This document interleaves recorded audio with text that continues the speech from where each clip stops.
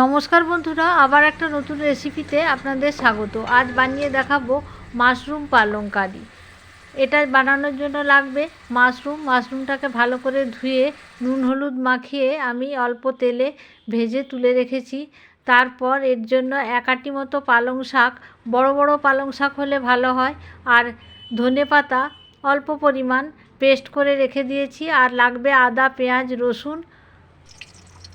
কড়াতে পরিমাণ মতো তেল দিয়ে নিয়ে আর 1 চামচ চিনি, কাঁচা লঙ্কা, জিরে ফোড়ন দিয়ে ভালোভাবে নেড়ে নিয়েছি। চিনিটা যখন ফুলে উঠেছে লাল হয়ে, তারপর আমি বেটে রাখা মশলাটা এর মধ্যে অ্যাড করে দিলাম আর পরিমাণ মতো নুন অ্যাড করে দেব।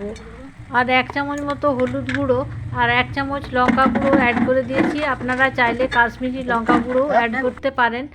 এবার বেটে রাখা পেস্টটা এইভাবে আমি কড়ার মধ্যে দিয়ে দেব। ভালোভাবে নেড়ে চেড়ে নেব। যখন এর থেকে দেখব তেল ছেড়ে আসছে, তখন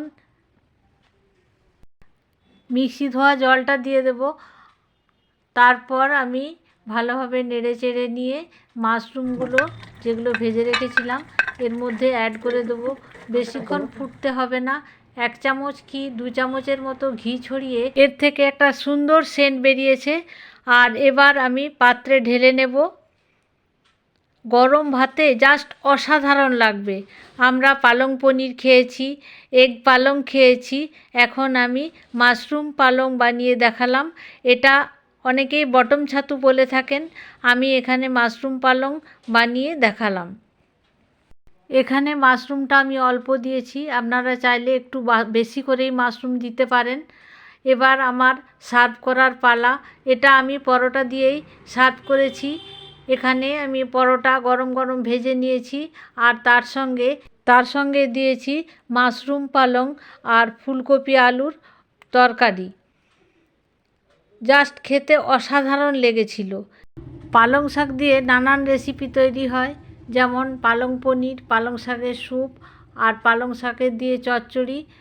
আমি এখানে বানিয়েছি মাশরুম পালং। এরকম রান্না দেখতে চাইলে চ্যানেলটিকে সাবস্ক্রাইব করুন আর লাইক কমেন্ট শেয়ার করুন। আর বাড়িতে অবশ্যই আপনারা এরকম রান্না বানিয়ে ট্রাই করে দেখুন।